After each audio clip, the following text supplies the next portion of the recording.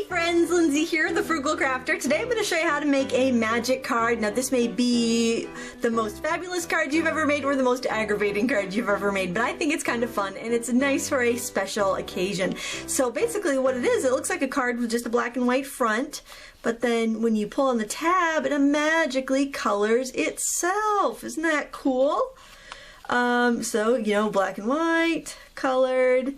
It's a lot of fun, and today I'm going to show you how to do it. And this is one of those cards where you'll make it.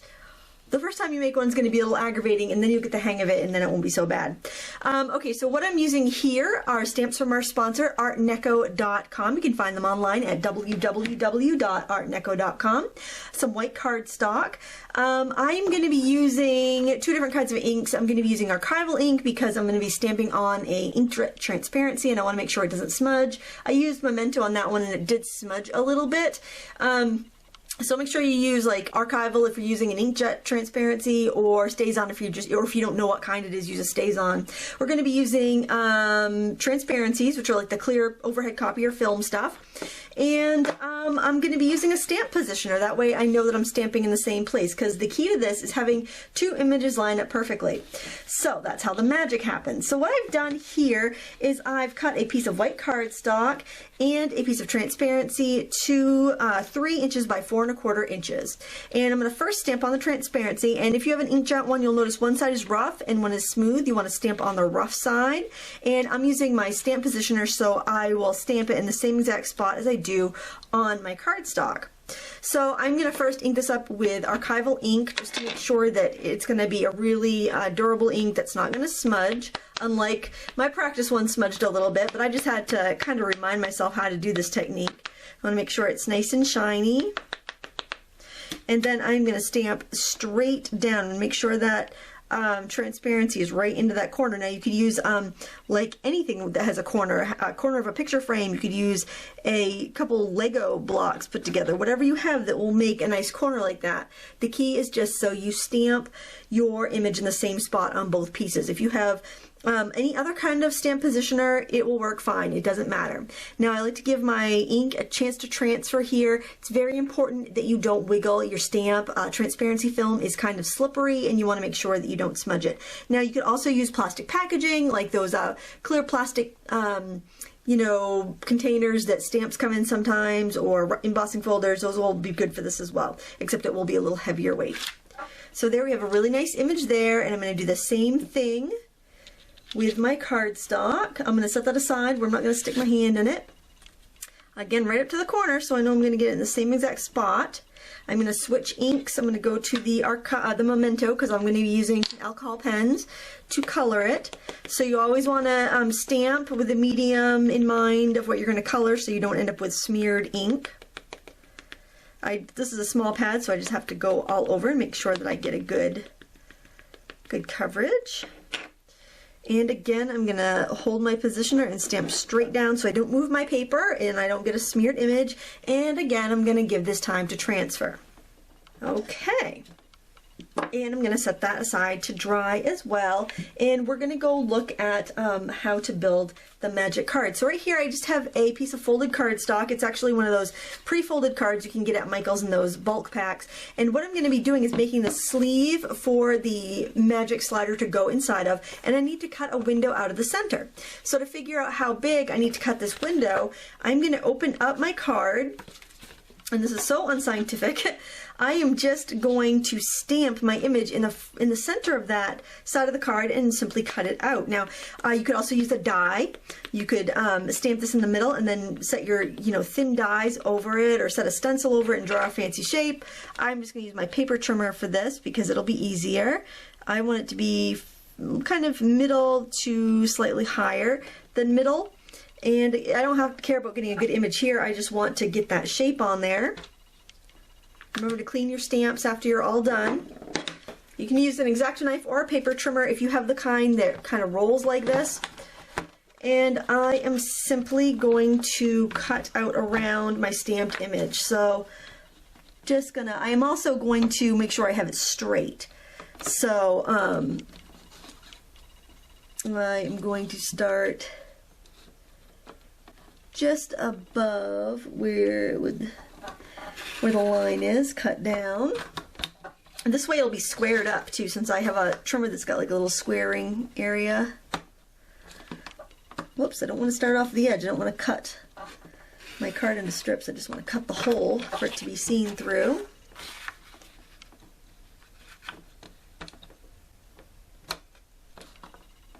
As long as this hole is a little bit bigger than your stamped image, but not too much bigger, you're going to have your window situated just right.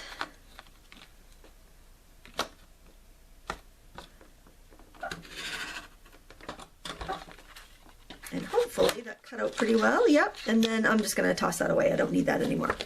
All right, so now we've got the front of our card, and we're also going to need this insert that's going to go between our colored image and our clear image. And I'm just using a piece of cardstock cut to, this is by 5 by 4, but I'm not going to use this entire piece. I'm actually going to be trimming a little bit off because we're going to need to make a little stopper. So I'll just trim this right off right now. I'm trimming, it's not like an exact science. I'm basically just trimming off about a ½ an inch of that cardstock. Okay, so this was 5 by 4 and I trimmed off ½ an inch. Now you could change this up to whatever dimensions you want. This is just to kind of give you that ballpark idea of what you're going to need. So inside the card, we're going to have our divider. So what I want to do here is kind of just have it slightly above my window. So there's my window. Let me move this white paper so you can see. So there's my window, here's my white paper, and I'm gonna adhere it down from the bottom so that I've got just a little bit, it's just a little bit above that window. So that way I know that when I push my card back in, it's not gonna sink in too far. And I'm just gonna use my ATG gun to do this, right along the bottom there. And just press it into place, just like so. Okay, now we're going to color our image, and I think these are dry enough that I can show you what I mean, why we use the positioner. So if I got a little hair on there or something, there. So if I set that right on top, look at that, it's completely lined up, okay? That's what we want. That's what you should have. If you need to do a little trimming at this point, that's fine. Trim it down so that you get them the same size. So now what I'm going to do is color this with some alcohol ink markers, and you can use whatever you have. I'm going to use these chameleon pens, but go ahead and use what you have. I'm going to show you a fun technique here.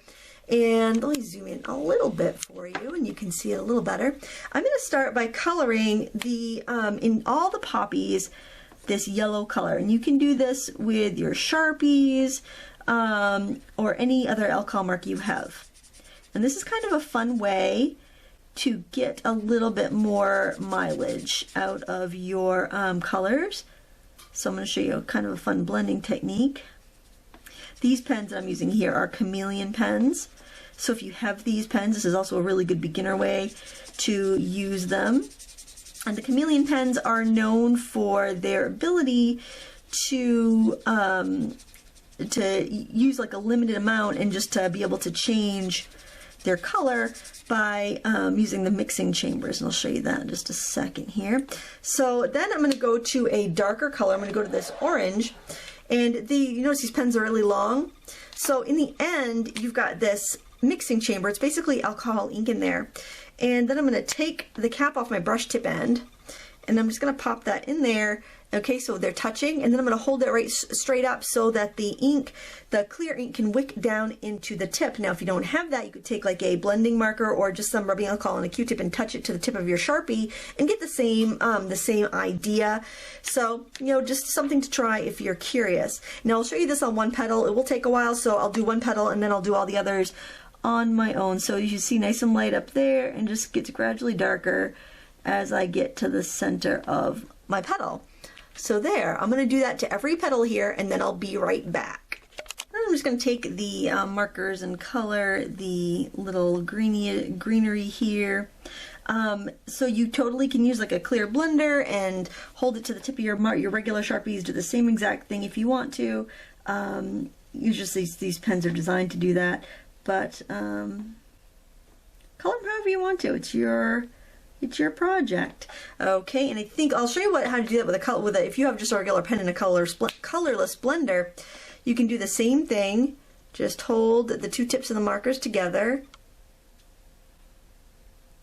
and it will kind of, it'll wick in the alcohol,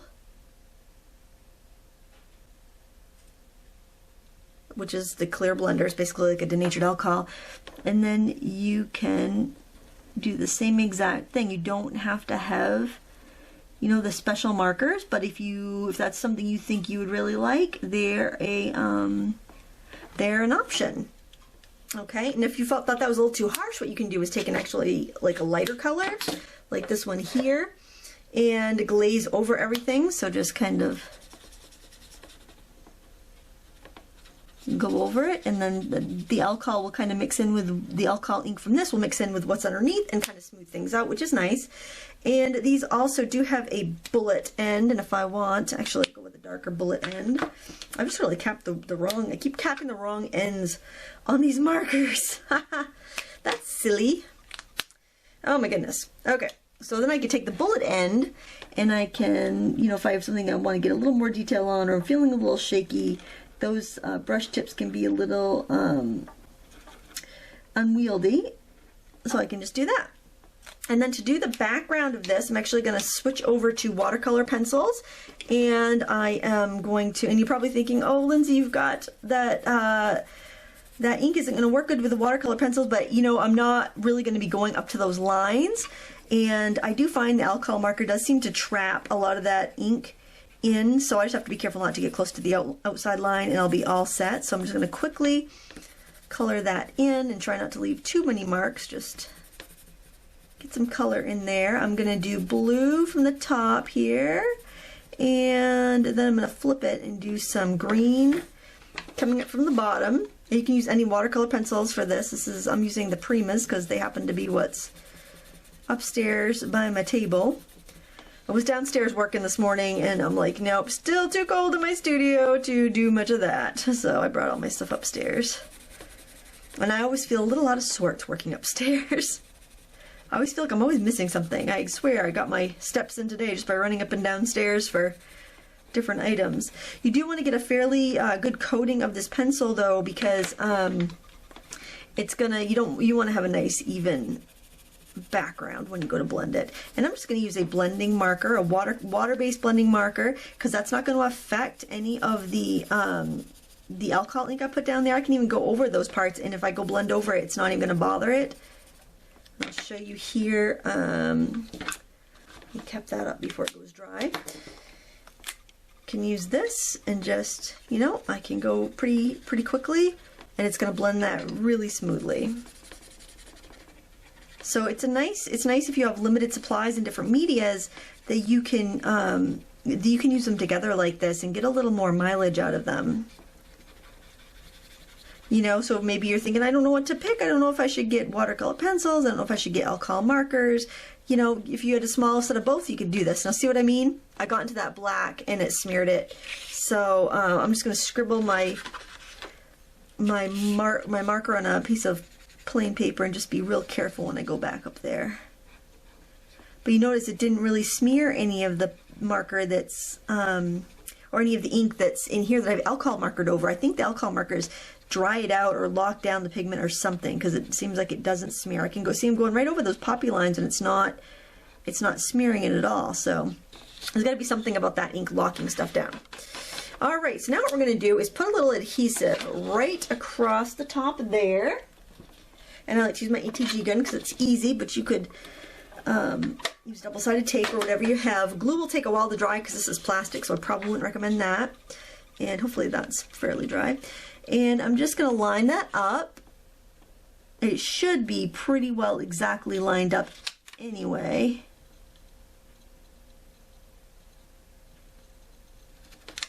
Pretty close. I think that looks good. And then I am going to just put a decorative little strip of paper across. You could totally use washi tape if you wanted to. I couldn't find any washi tape that really matched it well when I went downstairs looking, and I really like this paper, so I didn't. I'm just going to use the grid on my thing to kind of cheat a little bit here. I'm going to go a little bit long so I can trim it if I need to. And then really, when you need to score something and you don't have a scoring tool, or maybe you're working upstairs like I am, you can cheat. Just use whatever you have. I'm using the edge of this paintbrush to be my scoring tool. You can use a butter knife. Really be creative. Use what you got. That's the name of the game, right? And I'm going to trim right there and trim on the other side. And a little bit more adhesive here. And it should fold over pretty well because we scored it. Now, I had a problem with this snagging on my demo piece, so I'm going to put a piece of washi tape, and I'm telling you, I didn't have, I should have waited longer for my ink to dry. It's smearing. Maybe just, I'm wondering if maybe the coating goes bad on some of those papers, because that archival ink is smearing on that, and that's an inkjet, no, I stamped on the right side. It's an inkjet film, so it shouldn't be smearing, but it appears to be, so I'm going to go ahead and say use Staz-on ink when you're stamping on the transparency, even though it's an inkjet one. Maybe the inkjet stuff goes bad after a few years. I've had it for a while, so so there's a little advice for you. I don't want you to ruin your hard work. And I'm going to use a punch a little pull tab here. Feeling so out of sorts upstairs today. Let's cut this in half and make our little pull tab. And let's see, some more adhesive. I want the polka dot side to show, so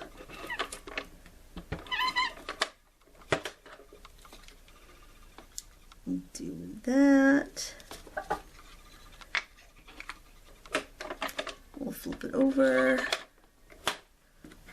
You could also use like a circle punch and just fold it in half, or whatever you have is fine. Trying not to smudge the front of that too much. So yeah, Staz-on ink would be a good idea. And then we're going to punch a hole for the ribbon for our little pull tab. I hope this is making sense to you guys. If not, it should by the time we're done. And let's pull that through and knot it. I'm going to do an overhand knot. The other one I just tied the ends and I didn't like the way it went. So you can also do a lark's head knot, whatever you want to do. It's up to you. We'll trim it up later after we've got the whole thing together. Okay, so now we're going to put this into our card like that. You can see my lovely smudges because I didn't use Staz-on. And we're going to just kind of see how it goes through that window, see if we need to trim anything. And because I added that tape, it seems to be a little, let's see, seems to be a little low. Or a little high, rather. So I am going to trim this down a little bit. Not too much. I don't want it to be lower than my window. Let's try that. So see what I mean about the aggravation? It is a little aggravating, but it's also a really fun card to do. Okay, so that's what it's going to look like, and then you pull it up, and then the magic happens. So what we have to do now is figure out a way so that our card doesn't pull all the way out, because then that will defeat the illusion, right? So we're going to take that little strip of paper here that we cut off, and we're going to glue it to the back of our bottom piece there. You want it right on the edge, because you don't, can you see where I'm gluing there? I'm just putting a little strip of adhesive down there. You want it right on the edge. You don't want it to hang, you don't want it hanging over, because we don't want anything that's going to get this card hung up as we go along. Okay, so again, we're going to take a look here. We're going to see exactly where it needs to go. That looks good. Okay, now on the front part of the card, this is complicated, isn't it? I'm going to zoom out a little bit. On the front part of the card, we're going to put some adhesive down so we can kind of trap this magic sandwich down together. So I'm going to do adhesive on either side.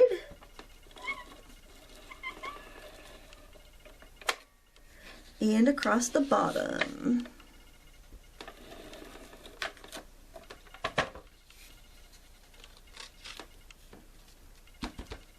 Okay, now we can decorate, and I've got this strip of paper here, which I think is kind of pretty, and I'm going to put that on either side of the card. We're going to do that right here with some adhesive.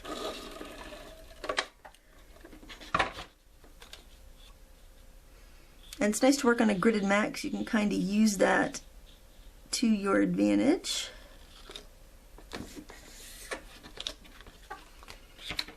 Just trim that off. And do the same thing on this side. Second verse, same as the first.